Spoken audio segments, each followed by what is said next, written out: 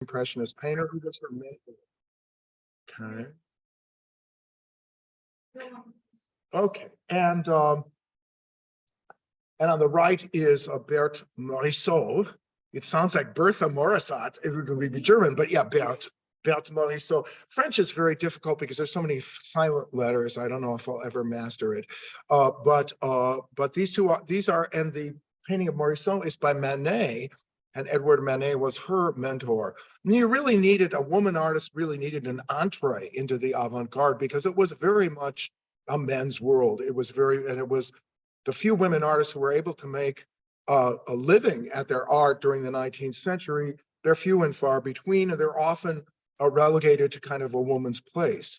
But we have to remember too, when we're talking about women artists and a feminine sort of vision, is that nowadays, since the women's movement in the 70s and 80s, we've come to think of gender as being not gender so much, well, yeah, gender, masculinity and femininity as being culturally determined. What's masculine in one culture is not masculine in another culture. What's feminine in one culture is not feminine in another culture. For example, Italy, which I love, men hold hands and kiss each other. And when I first went over there in my 20s, I thought, my goodness, there's so many gay men in Italy. I had no idea. But of course they weren't. It was just a different definition of masculinity that included physical affection between men. And so we have to be very careful when we're putting modern or contemporary kind of lens over these older artists, because unlike the idea of femininity and masculinity being kind of a construct that changes as we go along and so forth, and is different from culture to culture and period to period, in the 19th century, there was a feeling that masculinity and femininity were innate. And they created certain parameters of what's appropriate for men and appropriate for women, not only culturally, but also psychologically, emotionally, temperamentally, and so forth. And it's very interesting to read some of the feminist literature from this period because they talk about these innate differences. Women being more geared toward child rearing, more openly affectionate, more intuitive, closer to nature, but not as smart and not as full of agency and not as strong as men. Whereas men were thought to have given into that they have struggling with vices that women are not so tempted to do, like drinking too much and gambling and those kind of things.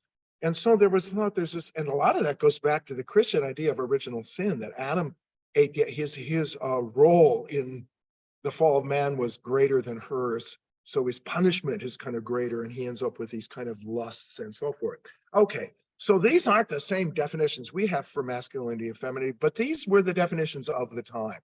And I think both of these artists remained within that definition of femininity, but they wanted to push the borders of what is acceptable and what is considered feminine by kind of redefining femininity for themselves. Oh, now I'm getting this thing where it won't advance. There it goes. All right, first, Berthe Morisot. Berthe Morisot is not nearly as well known as Mary Cassatt. And that's unfortunate because I think Morisot's work is more significant and more daring. And I mean, really among the most daring of any of the Impressionists, male or female. Berthe Morisot was raised in a very well-to-do family from the suburb of Passy, and her father was, and the people involved with the railroad industry. Berthe, as a young girl, took a fancy to watercolor painting, and like I said, like many girls in the upper class, bourgeois class in France at that time, it was thought it was ladylike to learn a little piano or to learn how to draw, perhaps to do watercolors, but certainly not to become a professional. And Berthe really wanted to change that scene. And yet, she has been mostly discussed since her demise in the 1890s in terms of her being a model for Manet, because Manet often painted her. And so she's kind of entered the discourse as this model who also painted. And it wasn't until the 80s that women like Griselda Pollock, I mean, women art historians who have really changed the whole face of my field, have kind of rediscovered and revivified some of these artists. And we can see them now plainly for the kind of innovation they were. And Morisot still needs to, there could still be more work done on her.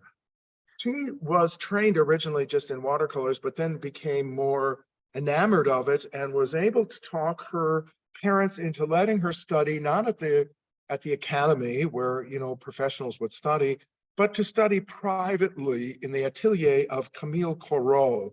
And Corot was an old man by this time. He was a romantic from the beginning of the 19th century, part of what's called the Barbizon School, a number of romantic landscapists who inhabited the forest of Fontainebleau, not too far from Paris. A train's ride, so easy afternoon. And he was noted for his very atmospheric paintings, which instead of, isn't that a beautiful painting? Instead of, dealing with finicky detail, he has this kind of atmosphere and has a very, very light stroke that a precursor to Impressionists. And so before there were Impressionists, she was already beginning to study this kind of thing. And I thought I'd bring in a very enlarged, section of this painting, just to give you an idea of this light touch and the lack of finicky detail. We don't see individual leaves on the tree, but we do see little spots of color. And this is actually more the way we actually see. We don't see all the individual leaves on a tree. And so this kind of dreamy, atmospheric romanticism was her first introduction to the field. Corot also did nudes sometimes, which he often placed in natural settings. It was thought that women were closer to nature than men. And here's a very small Corot, and you can see in the background that hazy, flickering brushstroke. This is by Morisot. This is the first painting that she got accepted into the Academy. She applied. The Academy de la Beaux-Arts was the largest and official art school of France, and if not Europe. Paris definitely was the center of the art world at that time. And the Academy was very conservative. And yet, if you couldn't make it to the Academy, it was hard to establish a reputation afterwards. And as the Academy got more and more into the 19th century, it became more and more conservative. And so here you can see, it looks like it comes right out of Corot. There's not a nude. It wasn't thought proper for women to work from the nude. So even women that were in academies, like the Pennsylvania Academy that Cassatt studied in, were trained in a classical manner. But this has that dreamy romanticism and the flickering brushstroke that and the kind of hazy quality that she gets from Corot, and has a romantic sort of thing as this woman kind of gazes at her own image in the pond. However, her life changed forever when she met Edward Manet, not to be confused with Claude Monet, the Impressionist. Edward Manet, a realist, a generation older than the Impressionists. This is a painting by Georges Fantin-Latour, not a very well-known Impressionist, but he's known for doing this beautiful painting of Manet in the studio, surrounded by the Impressionists who are a generation younger than him. So the man sitting down at the easel, my arrow doesn't work. The man sitting at the easel looking right at us, that's Manet with his red beard, handsome man. Sitting next to him on his right is Edgar Degas.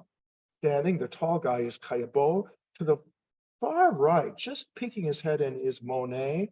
Renoir has his skinny face kind of haloed by that picture frame. And they're all gathering around the master because Manet was an incredible man. He's one of my favorite. I mean, not only is he a fantastic painter, but he's just a great human being. Like Morisot, he came from a very upper class background, a bourgeois background. He never was a starving artist. He never had to do that. He always had, his trust fund. And this gave him a great deal of independence. And Manet had shocked the Parisian art world with a couple different ones. One, Luncheon on the Grass, where a nude, naked lady sits among other kind of bohemian type young men, and she's not a muse; she's a naked lady. Even more shocking was his painting a year later of Olympia, which represented a high-class prostitute with her servant girl, looking at the viewer with great intensity and challenging the viewer's stereotype about prostitution. So I think Manet, I think it's not an exaggeration to say that he really is a feminist in many ways, that, Olympia was really a feminist statement, because how many choices does a woman have in the 19th century? So he was already kind of interested in this kind of stuff. This is a self-portrait of Manet, and I want to show you exact, I don't know why this thing has come up again up here, but I guess we're stuck with it. This is a self-portrait of Manet. This was in it's now at the Metropolitan. It was in the collection of Mr. Loeb of the Loeb, theater thing.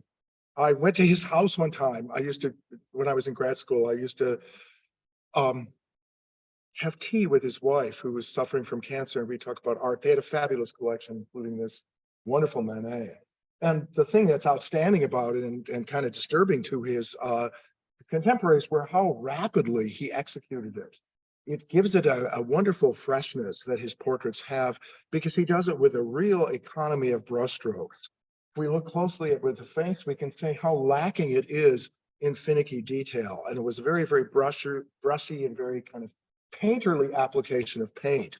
We can see that especially in the hand, which is just almost unrecognizable. This, you could almost, if you just blew this up, you might think it's an abstract painting from 1954.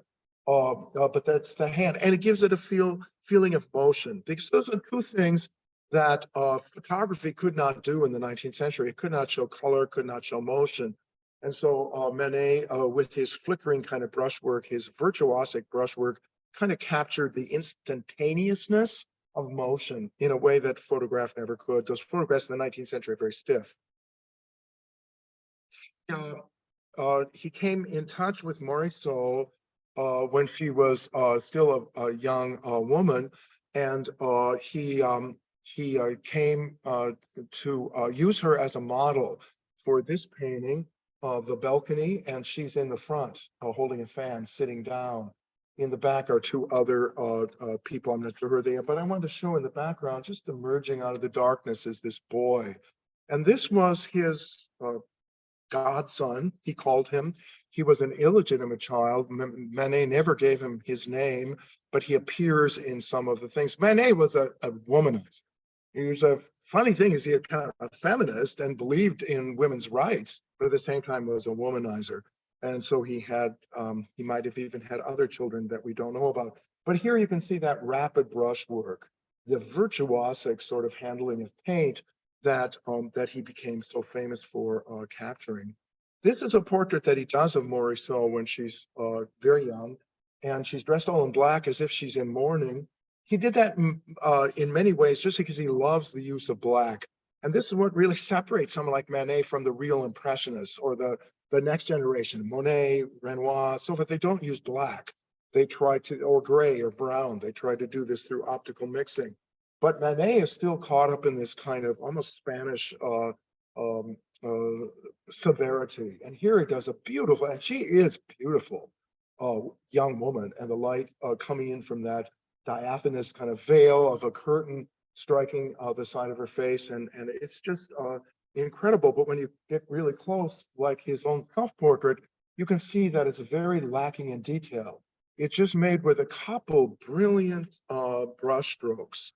And I always wonder how these people are able to do it with such economy of means, how they're able to just get it right at the beginning. And that's one of the virtuosic things. When she modeled for him, she was an upper-class young lady. So to model for a womanizer like Manet and a bohemian type was not respectable for a young lady. And so her mother was always there when the portrait was being painted. She had a chaperone, the way a young woman would have. She loves violets, and there are just some violets stuck in her dress right here that you can see. It's a beautiful portrait, very fresh, very young, very lively. Although she had green eyes, he makes her eyes dark brown, so she has more of an intense sort of gaze. And she was a very intelligent woman. He does other paintings of her. This one kind of very almost seductive painting where her beauty, and she seems to be so relaxed, just kind of inviting us in to lie next to her. It's wonderful. Here's another portrait he does of Morisot with a fan. And this is strange because, you know, a fan is a real feminine sort of uh, uh, prop that was used a lot by ladies, upper class ladies, to kind of hide their modestly hide their face. But it's very unusual to have a portrait done where the fan completely obscures the face. And I think that's kind of a strange, interesting way of doing it. And it suggests the kind of mystery that he finds in Morisot. It's very tempting. Of course, we don't know because people were being very discreet. But there's always been intimations that there was a love affair between them, although they were very careful. It's not for sure.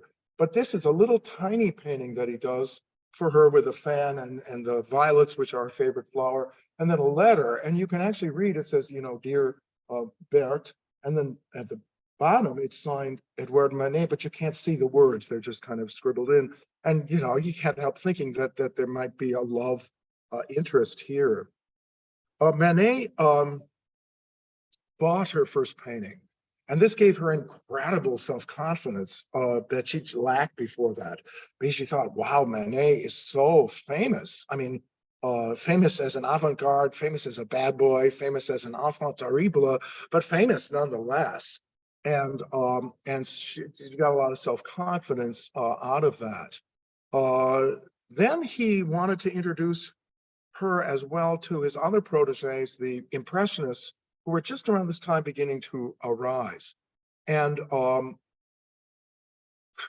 her mother and father were worried that she would become a woman of loose virtue if she were hanging around all these kind of bohemian type artist types who were notorious for their unconventional views of sexuality and drinking and everything else, filled with vices. And so what they did was very smart. Instead of forbidding her to hang around with them, they said, bring them all over for lunch. Then there were these lunches that went on every couple of weeks at Morisot's parents' house, in which all the Impressionists came, even the starving ones like Renoir, who would take, second and third helpings. For some of these guys, I think it was the only, full meal they had all week. So he was, very much a believer in her and in her work, although he was very interested in her in other ways as well. This painting she writes to her sister. This is her sister and her mother. And she was painting, she paints her own family, especially at the beginning. And she painted this, and then Manet came over to critique it. And he said that he liked it very much, except some of the garment in the mother's was a little, he needed some enlivening. And so he took the brush and he started adding to it. And then she said in horror that he moved from the cloak to the white gown, to the couch, to the faces. And before long, he had just taken over the whole painting. And she feels like it's more his painting than hers. And she records it with kind of a horror with her sister. And yet she dare not say anything, but she felt kind of violated by this treatment. She is incredible. She's right at the very beginning of Impressionism. Cassatt joins in later, but Morisot is there in the very first exhibition of the Impressionists, and this is her sister as well. But in that background that looks like Corot, so really prefigures Impressionism. This was the painting, one of the paintings that was in the very first Impressionist exhibition in 1874. And the Impressionists decided that, unlike Manet, their mentor, who always wanted to tackle the Academy, he went to the Academy, kind of forced them to show his work. He was the bad boy of the Academy, but he wanted to go through the traditional ways of, becoming an artist. The Impressionists decided, the heck with the academy, they were going to organize their own exhibits. So they pooled money, and it was very much bankrolled by Manet and Nader, who was a photographer of the time, and they organized their own exhibitions. I think there were 6 or 8 of them over the course of the 70s and the 80s, 1870s, 1880s. But right away, in the very first exhibit, she was already there. And this is her sister and her daughter, just a little painting. And this was the Impressionist exhibit that the name first came up. They didn't call themselves anything at first. They were just landscape painters who were interested in light and movement.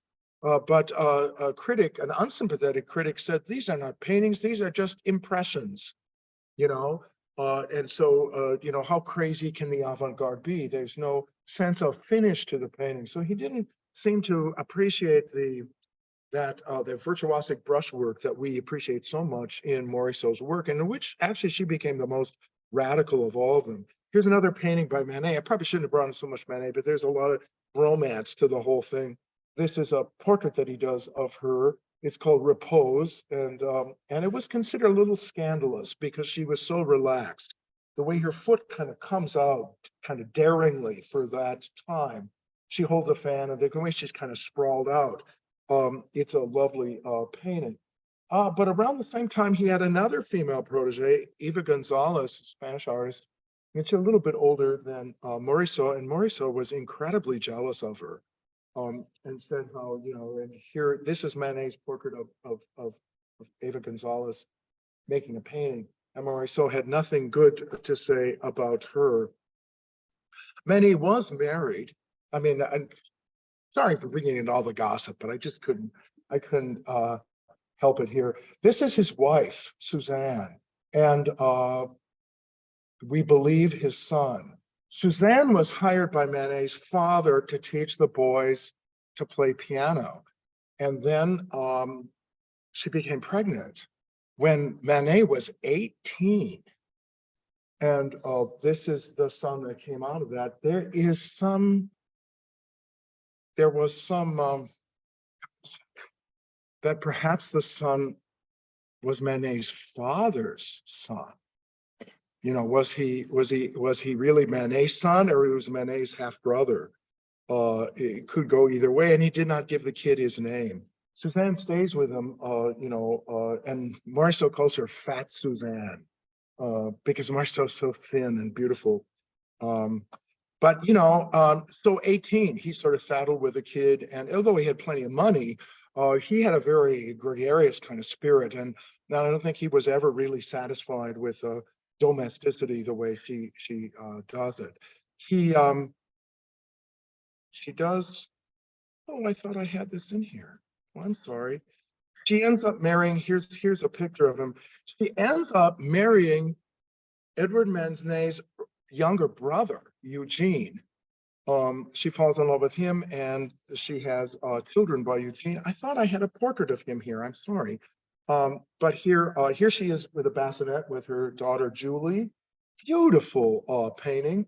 I love the diaphanous veil that kind of comes that you can see through, that she does with dragging a dry brush across the surface to give this kind of gauzy transparency to the thing. It's wonderful, and she really makes her whole career out of. She makes her whole career out of this realm of domesticity, of women and children, especially. And here's another one. This one is the nurse and her child. Remember, she's a well-to-do lady, so she has plenty of money, and Manet's brother has plenty of money, so money was never an object for them. And you can see here this, rapid brushstroke, which makes her really among the most radical of the Impressionists. And I'm surprised that it's taken us, 100 years to really appreciate her as more than just a beautiful model. This is Eugene with Suzanne, with the daughter, Julie. And just look at how she applies paint. And you can see too why the conservatives were so upset by this. Basically, they thought that this is so sloppy, this is so messy, this is so spontaneous that it lacks form, that it doesn't really hold together as a painting and is more of a sketch. than a finished work. And it's true, it doesn't have that kind of finish that the academic painting would have. Here's another painting of her daughter and her husband. Here kind of within this kind of a circle almost, vignetting them against the background. Again, her daughter. It's wonderful. The brushwork. I'm wondering if maybe the brushiness of it, was a because she's actually more radical in that than any of the other Impressionists, and I wonder if that helped, seal her fate as not being recognized as much as she maybe should have. Here is her sister and Julie out in the meadow, and I mean it's just this incredible painting.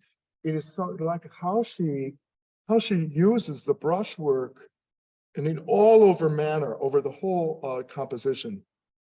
And sometimes too, she works on raw canvas, and this looks like one of has the raw canvas. You can see along the bottom the yellow of the canvas. And when you use raw canvas, the paint, you prime a canvas with gesso so that the paint doesn't seep into the fabric. But here it does, and that adds to that kind of visceral quality.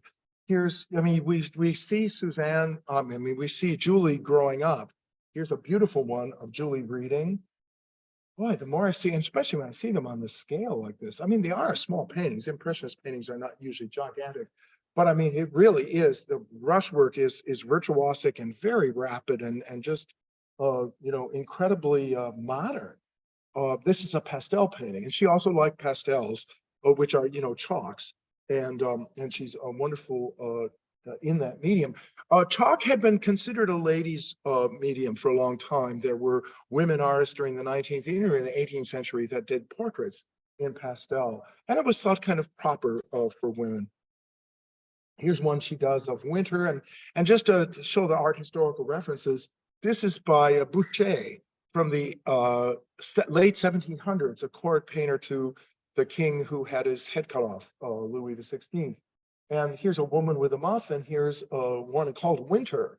And this painting was in the Louvre, so I'm sure that she was familiar with it, kind of doing an updated version instead of this, courtier lady of the Ancien Regime. It's a modern woman, dressed fashionably.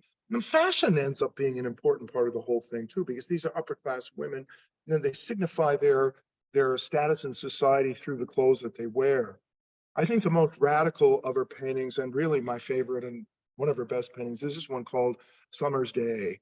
And I wish I could get rid of that green stuff up there, but and it's not all that big, but it's an amazing painting. And as far as capturing the essence of Impressionism, I think it really does. That sense of motion, of the light reflecting off the lake, and of the light kind of shimmering and changing like that. This whole emphasis the Impressionists had on color and on motion. And the motion too, and here, for example, a thing that would have upset more conservative painters of the time was how her companion is cut off. And they think like, well, what happened? Did you run out of canvas? Did you not plan sufficiently? But of course, we now see it because we're used to seeing films. There was no film back then. But we're used to see, it's almost like the boat is moving out of our field of vision. And so we're just seeing part of it. So it adds to that feeling of motion, of being in a boat like that. And also the woman there who's looking up at us, it's as if we're in the boat too.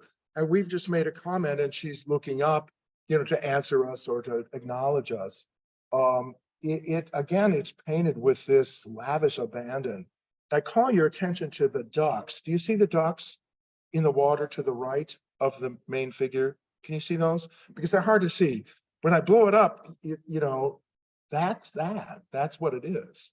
So it becomes almost, there's just these blobs that somehow coalesce into ducks, but they're ducks in motion, right? Then we see things in motion. We don't see each individual little feather on their wings. And this gives a wonderful feeling of that motion. I almost feel like that feeling you get when you're in a boat and you get that kind of quality of motion that you get. And I think perhaps most brilliant in this whole thing are those gloved hands She's wearing sort of black lacy gloves and has an umbrella or a parasol, I guess, on her lap. And if we blow up, that's the hand. Look at that.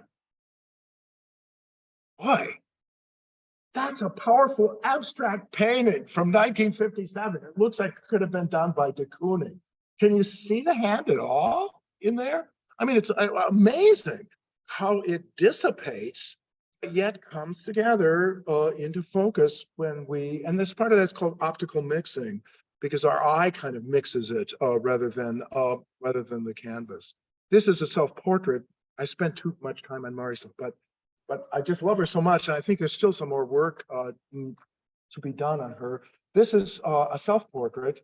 Then she shows herself very engaged with us, very bright, very enthusiastic, very unafraid, and certainly that bravuro, virtuosic brushstroke, that rapid expressionistic use of paint,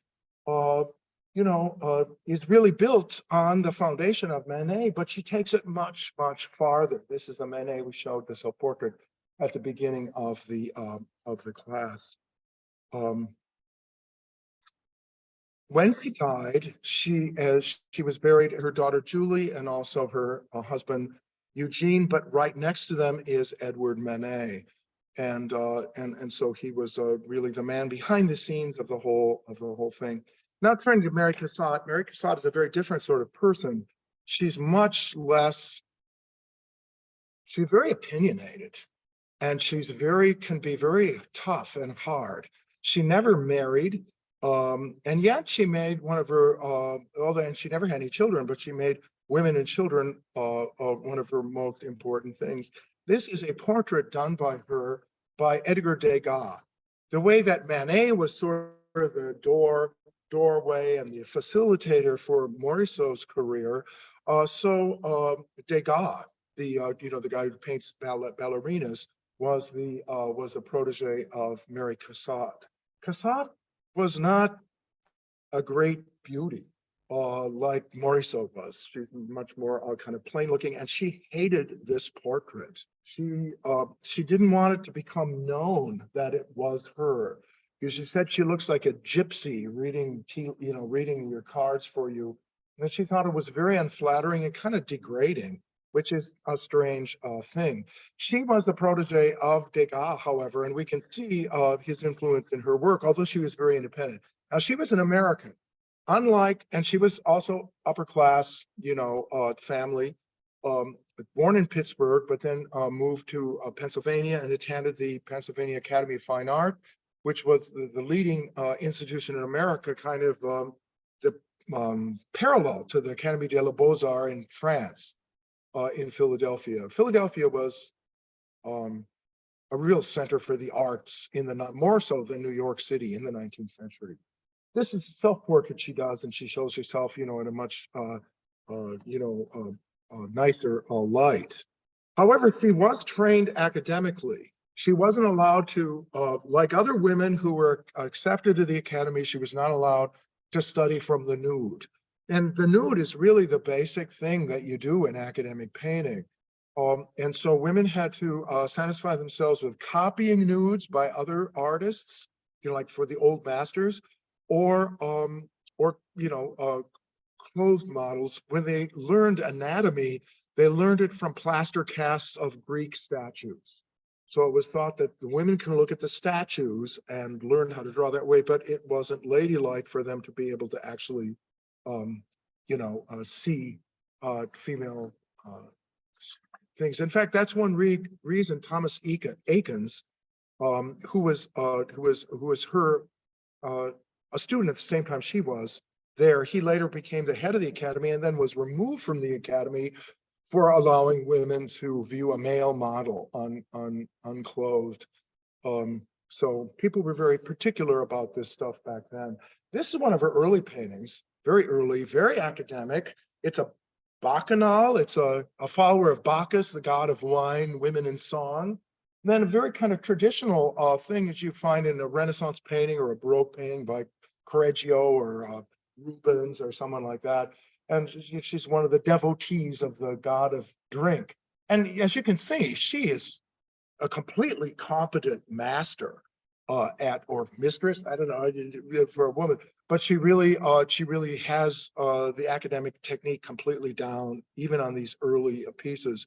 And she moved to France, and she actually had things shown in the Académie de la Beaux-Arts, or that's where she began. But her real influence was from Degas, Edgar Degas, who's famous for his paintings of ballerinas. And here, during a rehearsal, I guess the choreographer is there with his stick, and but he doesn't show them usually performing, but shows them kind of backstage, adjusting their stockings or looking at themselves in the mirror, stretching and doing different things like that. Cassatt does imitate him in a lot of kind of ways. These are two women at the opera, and you can see they're using their opera glasses to see more clearly. And this by Mary Cassatt, but it's very similar to the kind of things done by Edgar Degas. Here is a pastel by Degas where he shows, from the viewpoint of a woman in a box,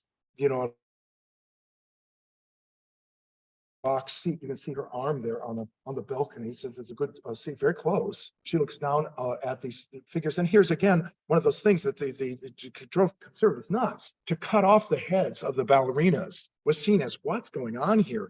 But part of that is the influence of photography, because photography cuts things off like that. And so even though the Impressionists were trying to outdo photography for realism, in some ways they're indebted to the vision of photography, how it cuts off things, how it flattens things out, and so forth.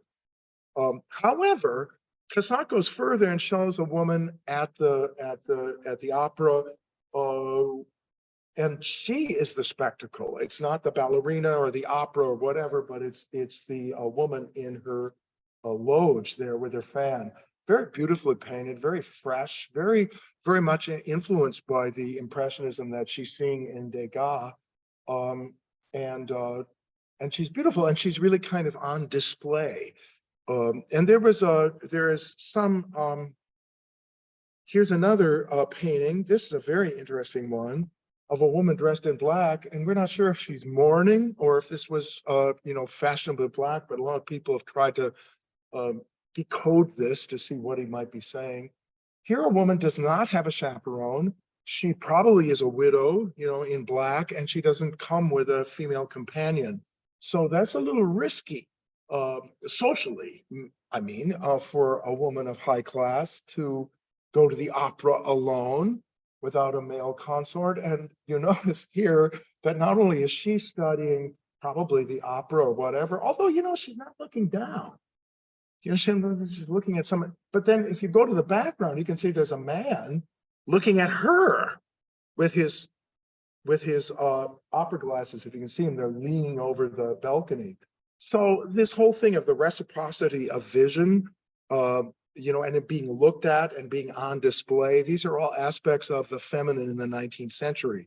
Especially, this is a kind of a maverick of a woman, because even though she's a widow, she'll go to the opera alone, dressed in black, and other people might be attracted to her. So she's kind of the merry widow. She does a lot of interior scenes of domesticity. For example, this beautiful one. I'm sorry, it's a little pixelated here. I probably blew it up too high, but the way that the light reflects off the tea set. And this the realm of women, because women really, upper class women didn't have to work, but they were really confined kind of to the home. There weren't many women who went out and did different things. One of the famous, and this is another, maybe next year we can look at Rosa Bonheur, but she painted horses. She's a great animal painter, but she actually cross-dressed, so that she could go to she dressed as a man so that she would have access to this kind of world of horses. And so she's, she wasn't gay or anything, but she just wanted to enter that world. So there was but this was the world of femininity, the world of teas, of children. It's kind of boring, perhaps, of going to the opera, going to the thing, playing, chess, here having tea with a friend, and they don't seem to be intimately involved with each other. So these kind of little rituals of daily life. I love how here too, the patterned wallpaper in the background creates a flatness to the surface that brings the whole thing into this, the kind of flat quality that we'll see more and more in the 20th century, and was influenced as well by Japanese prints.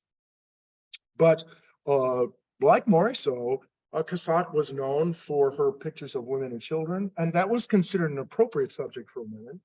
Her first participation, at the instigation of Degas, she started exhibiting with the Impressionists in the second or third show in like 79, 78, 79.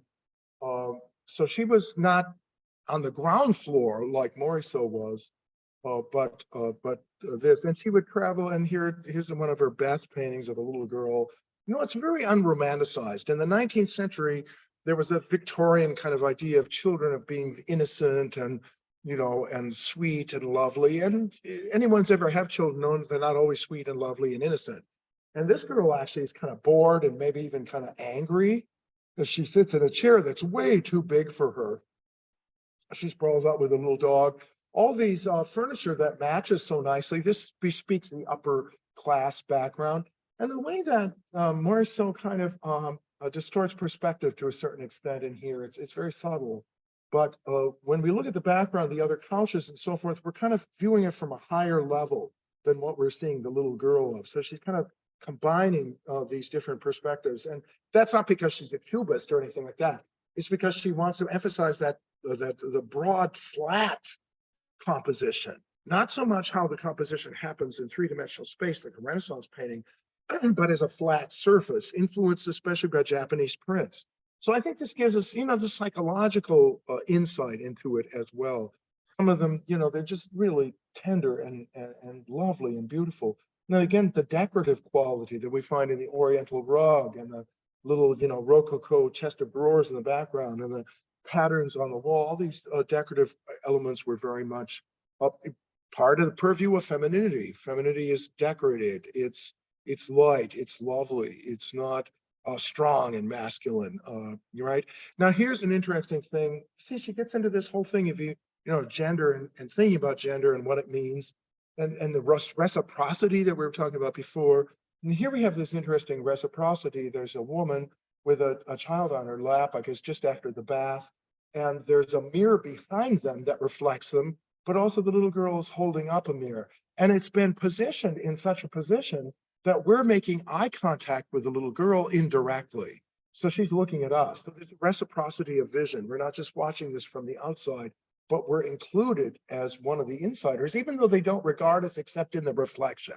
Now, this is kind of a very feminine kind of thing too, that you reflect the man. You're kind of, you know, that you're in this position of reflection, of intuition, of that, you know, this kind of intimate aspects of the social world. And she's very much into depicting this world. She sometimes does men, and this is her brother and his son. And it's interesting comparison because here she uses, you know, much stronger colors. She's using black like Manet, you know, used, and Degas sometimes as well. And he's sitting on the father's lap and they're reading a newspaper, I guess, together. But you notice how much firmer it is, how the lines are square in the background, the window, the whatever it is, the little table. The whole thing is kind of in rectilinear forms, and the black expanse of the father and the sons, you know, it's impossible to tell where one begins and the other starts. And that's kind of what she's talking about, is the characterization of masculinity and the representation of it as it's carried down from father to son, in the same way that femininity is carried down from the mother to the daughter here, but using lighter colors, you know, a different palette. And here, stronger, more masculine, more, you know, more as befitting. So it's interesting that she's, you know, she's kind of playing with these gender things to some extent.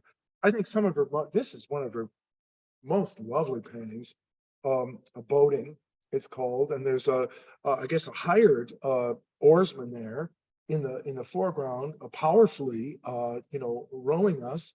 But again, the way she's amassed the forms, the way she makes the background so kind of flat with no real horizon, but just this line of where the shore meets and then the sail. There are these large abstract shapes that are coming into relationship with each other on a kind of flat surface. And in this sense, it does remind us of the Japanese prints that were so, influential. There's just a lot of them. She does a lot of them with fruit. And this is lovely, this little baby reaching for the apple. And she did make some trips back home, although she basically stayed in France and is really, the French say she's a French artist, we say she's an American artist. But in 1893, at the height of her fame or notoriety, she was asked to do murals for the Women's Pavilion of the 1893 Columbian World Exposition in Chicago, kind of a celebration of modernity and of Chicago having survived the fire that wiped it out, kind of coming back with a blast. And it's a very interesting thing. And I don't remember if I talked about the World's Columbian Exposition, but I do have a whole lecture on that. And but anyway, there was a Festival of Nations on an esplanade where they actually brought in like African tribesmen in a little village that they set up, and Indians in teepees, and Arabic women doing belly dancing, and a Japanese tea house, but all of it culminating in the White City, which is sort of the symbol of which the central court of the fair. It was all in white, and it didn't, it's kind of ironic because of the racist underpinnings of the whole thing, where you bring in people like they're animals at a zoo to be observed. It's interesting that the women's pavilion was put between the White City, that was the centerpiece and represented, masculinity, and then those other nations which were considered inferior races. The whole premise of the thing was colonialism, and it's the goodness of colonialism. Of course, we know colonialism has a very dark side to it. But anyway, long story short, is that they placed the women's pavilion right in between the White City and the Festival of Nations.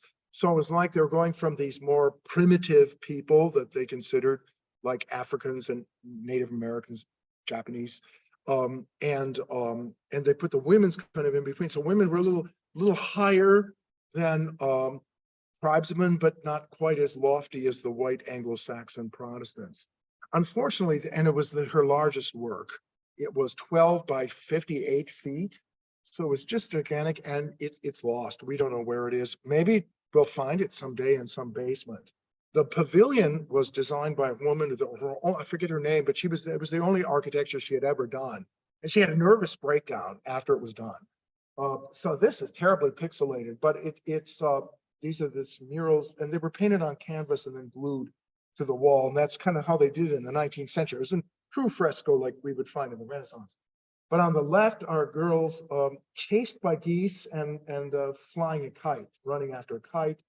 On the middle are women picking apples, and on the right are women lounging around playing music, some playing a banjo and so forth. I do have some little better pictures. They're still very, very pixelated because these people took pictures of it during the exposition, but not considering it to be that important of a thing. They let it go. There were two of these murals. One was by Mary Cassatt, and this was Modern Woman. On the other end of the thing was by another academic painter, time has forgotten, but it's a woman, with Primitive Woman, where they tried to show, women in a more primitive setting, and here in a more kind of advanced setting.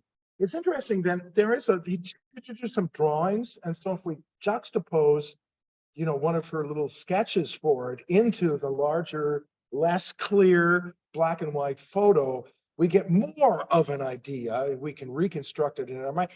Just make you wonder, where is this thing? Would it at 58 feet? I mean, you could roll it up, and I bet they'll find it in the basement of some historical society or something someday. But of course, there is the whole metaphor here of Adam and Eve. eating the apple, that the tree of the knowledge of good and evil. Only here, instead of being the fall of man, it's the rise of women, right? They're able to do it on their own. They don't need men to help them do this. So it's sort of an answer to the whole biblical thing of evil entering through woman. And it's much more of a concentration on knowledge, not so much knowledge of good and evil as in the Bible, with this where Adam and Eve enter a moral universe, um, but um, but more just the tree of knowledge, that women need to pluck from the tree of knowledge, that education was the way toward advancement of the equality of women. Here's another painting she made at around the same time, a finished painting, an oil painting. You can see there's a woman, she's picking pears, and I'm sorry there, that thing, I don't know how to get rid of it. An older woman and a younger woman. The white cloth is beautifully painted. Just look at all the colors, purples, greens, as she picks this apple, she picks this pear, so there's no man, there's no Adam, there's just these two women, young woman, older woman, eating from the tree of knowledge. And then this one's called the tree of knowledge, and she doesn't put knowledge of good and evil, just knowledge, because I think she was trying to emphasize that education of women is going to be their ultimate triumph if they're ever going to achieve equality. Because remember, women did not have the vote. They couldn't serve on juries and so forth. Another important influence on Cassatt was Japanese prints. And this is by Cassatt. I should have brought in some Japanese prints, but they're woodblock prints, and some of them are lithographs. But here it's woman sealing a letter. The flatness of the whole thing, the decorative quality that we find in Japanese painting, even the whole, what do they call that? A secretary that she's sitting at that forms this brown rectilinear image on the right.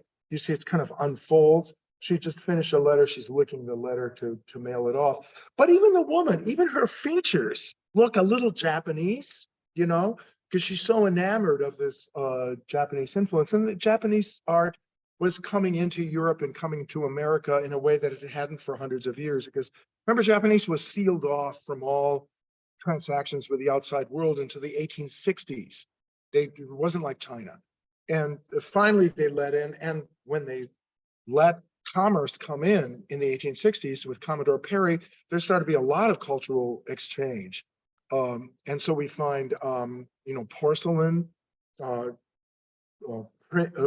fine Japanese porcelain, prints like this, woodblock prints, Utamaro, those kind of guys. They were becoming very popular and had enormous influence on the Impressionists, including Cassatt, probably more profound with Cassatt than with any of the other artists, although Van Gogh was also influenced by Japanese prints. But they have this wonderful, human, look at that. That's just so, it's so lovely. And the intimacy of it, it's in the bedroom, right? So it's a very intimate kind of, and these very light colors and the flatness of the composition, the geometric forms that frame her and kind of seal her into this two-dimensional composition, very, very influenced by Japanese art. Okay, so that's Cassatt. Cassatt died in 1926. She outlived everybody, even Monet, who died, I think, in 25. She became very opinionated as an older woman. She was very much an entrepreneur. By the way, she fell out with Degas, not over really the portrait so much as Degas' anti-Semitism. And when the Dreyfus affair came up, they were on opposite sides, and he was very venomously anti-Semitic. And she just said, I don't have time for this. No one's that brilliant. And she cut off all communication with him. Although, she did go to his funeral. I want to mention that Morisot also is at the bedside of Manet when he dies. She's there when he dies. And Manet, died in the age of like mid-50s. He had his leg amputated, and it was all from complications from syphilis. So I guess that womanizing kind of has its downsides for Manet. But she said it was a horrible thing to see him in such agony, someone who had helped her so much during her life. And so both of these women were very much had mentors, male mentors, but they were not slavish imitators of their mentors, but really broke out and tried to establish a realm of the feminine within this masculine dominated avant-garde of the Impressionists in the 19th century. Okay, so that's what I have for Mary.